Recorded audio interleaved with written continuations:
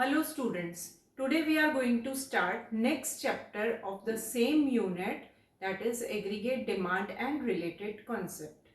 The name of the chapter is income determination and multiplier. This is chapter 8 of unit 3.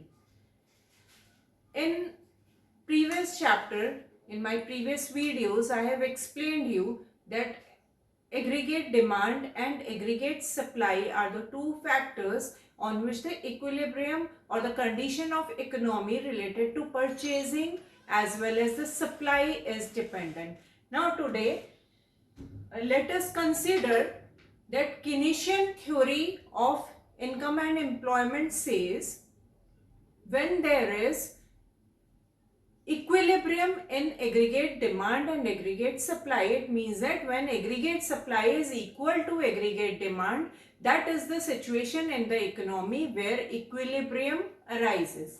So economy is said to be in equilibrium when AD is equal to AS, AD is C plus I and AS is C plus S. This we have learnt in previous chapters, where AD is C plus I, AS is C plus S. When we are required to equate them together, on both the sides we can cancel C and we can get one more approach, that is saving and investment approach, because on both the sides the consumption level is equal, which can be eliminated. So these are the two approaches by which we can determine equilibrium in the economy through Keynesian's approach.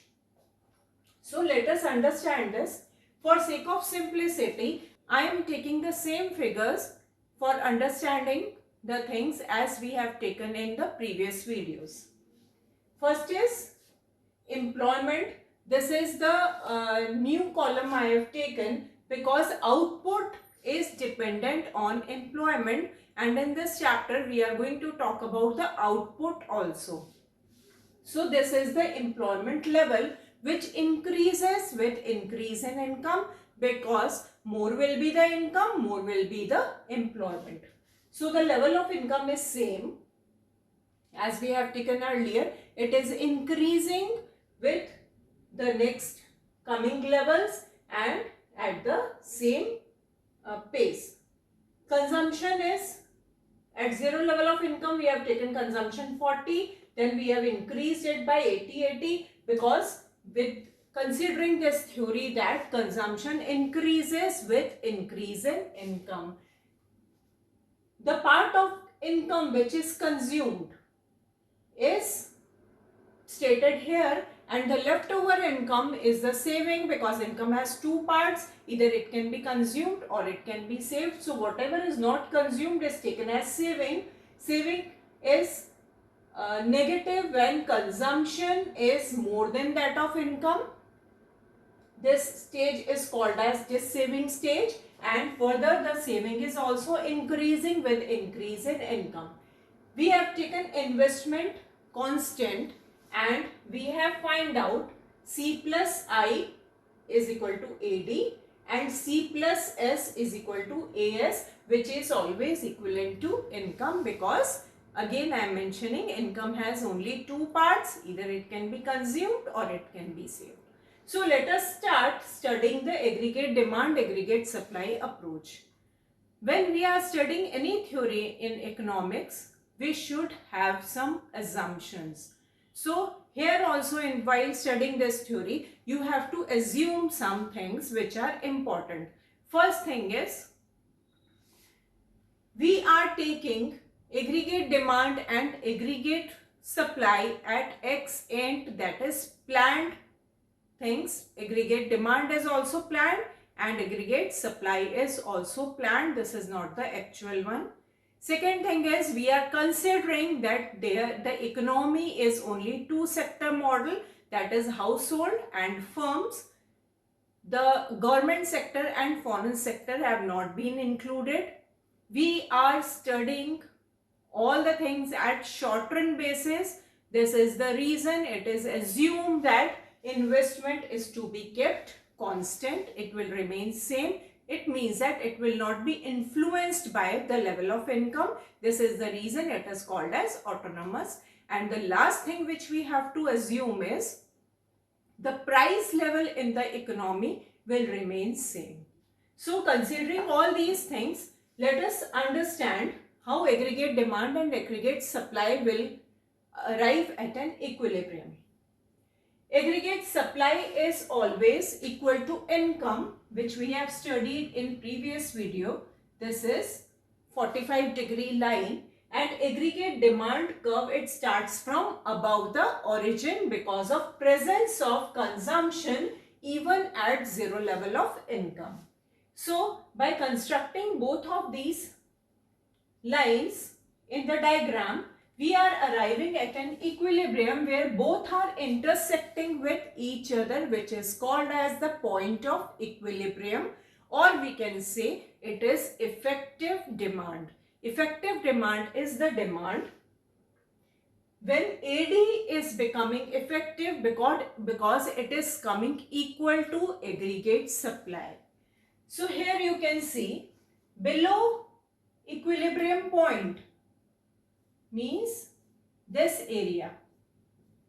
Aggregate demand is more than that of aggregate supply, and above equilibrium point aggregate supply is more than aggregate demand. See here, aggregate demand is above than that of aggregate supply.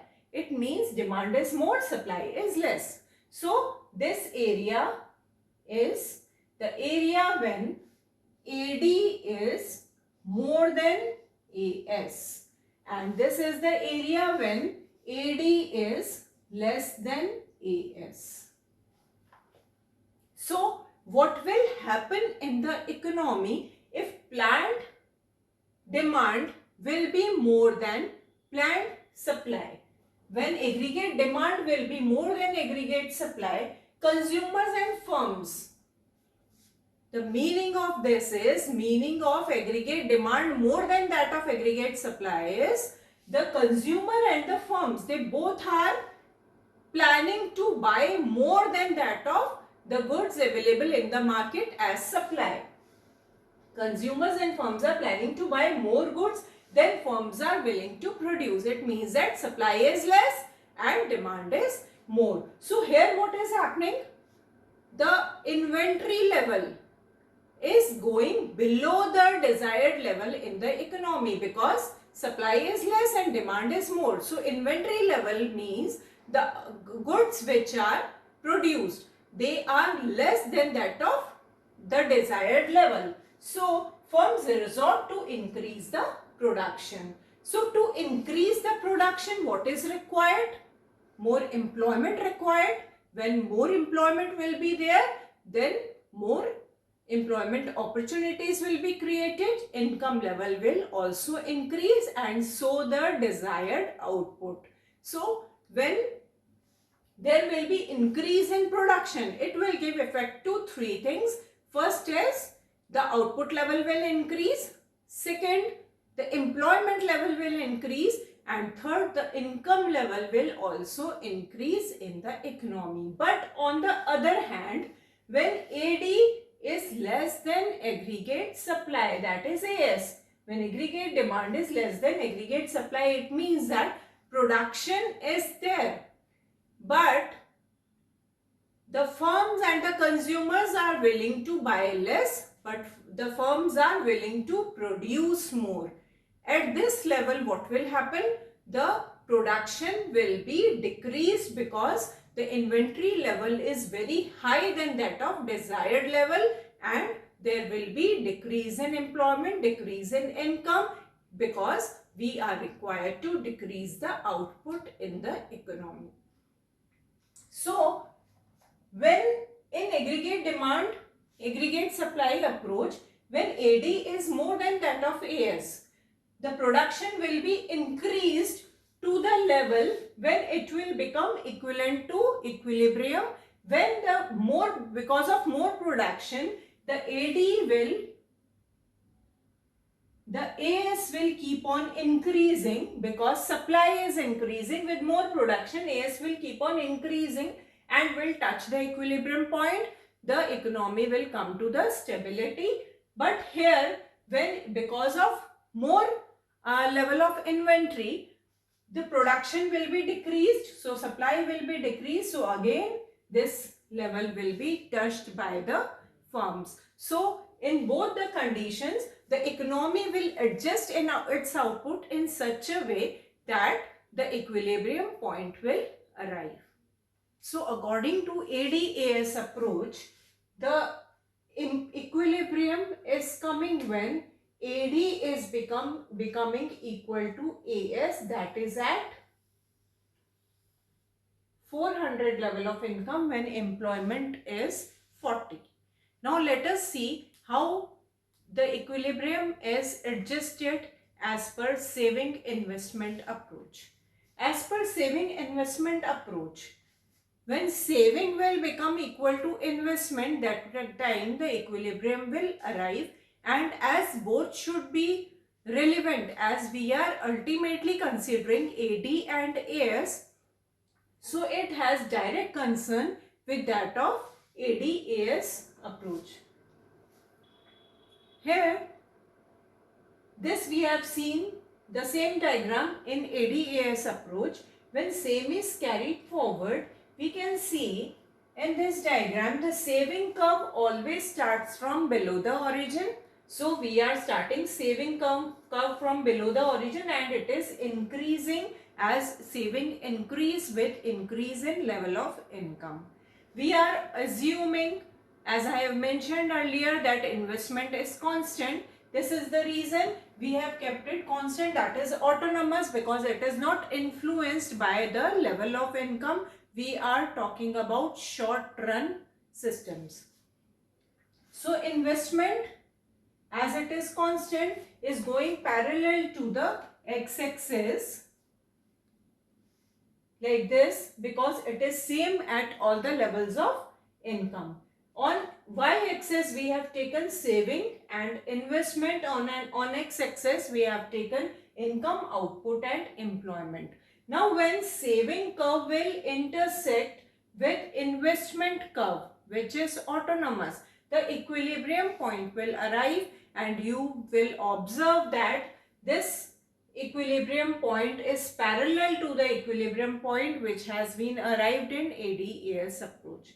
Well, here it is to be noted that when saving is less than that of investment, it means we are talking about this area when saving is less than investment, and further we will be talking about the area when saving will be more than that of investment.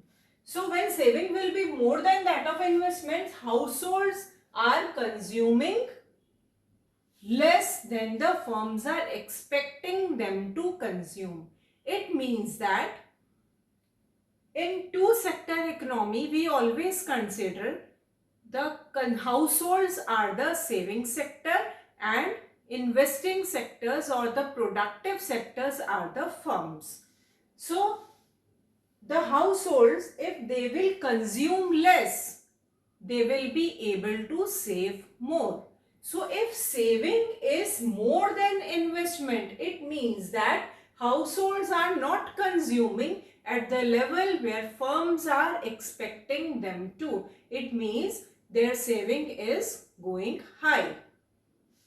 So as they are not consuming, the demand for the inventory will be less. When demand for the inventory will be less, it means that the planned inventory is going below the desired level of inventory, because of which the production should be reduced. Otherwise, the inventory will pile up and it will cause loss. So at this level, when saving is more than investment, the planned inventory will be high than the desired level. So because households are consuming less and they are saving more, this is the reason saving is high and production is to be reduced. On the second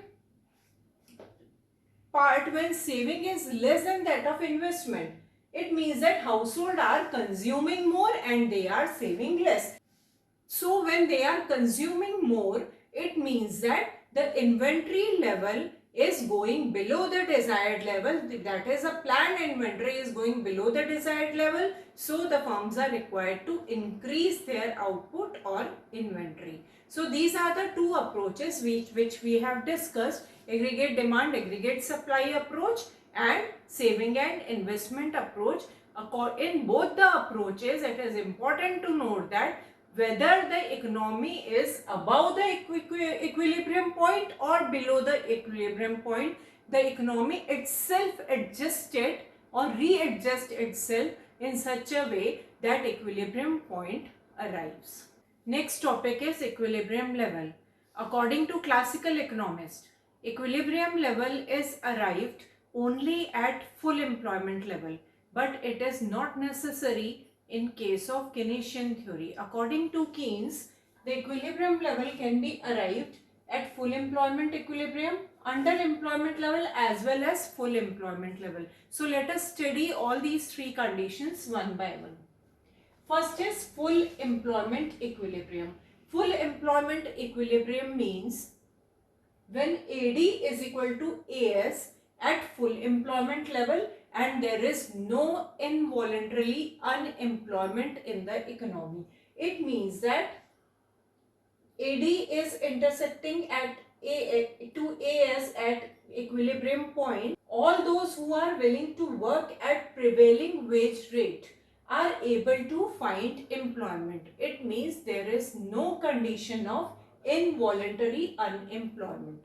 So this is when AD is equal to AS at equilibrium point.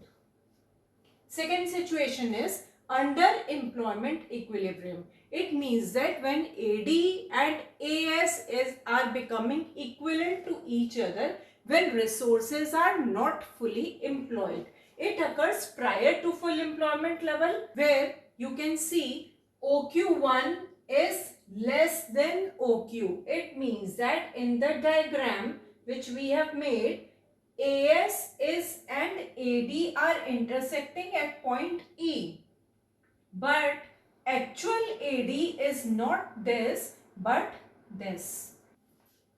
It means that OQ1 is less than that of OQ, which should be the actual income and employment level as per the equilibrium. But as actual AD is less than that of the full employment AD, this is the reason the OQ1 level is there in the economy, which is underemployment level, and the equilibrium which is formed here on point F because of intersection of AD and AS is underemployment equilibrium. The inverse is the condition in third case where there is over full employment equilibrium, which means that when AD and AS are equal beyond the full employment equilibrium. This is the actual AD, but here because of rise in price or we can say other conditions, the full employment level is coming beyond the full equilibrium point. This is the actual equilibrium and this is the new equilibrium point. So this is the situation of over full employment, which is practically imaginary. However, it is important to mention that over full employment creates inflationary pressure. As I said, this curve is generated above the equilibrium point, that is above the full employment AD, because of rise in price. However, in reality, actual output cannot increase beyond the level, as economy is already at full employment and there is no idle capacity. So, any increase in aggregate demand beyond the full employment output will lead to increase in general price level, which I mentioned as inflation, and there will be no real increase in output. So with this, we conclude today's video in which I have explained you about both the approaches of determination of income and employment, and I have also shown you all the equilibrium levels as per Keynes theory. Thank you.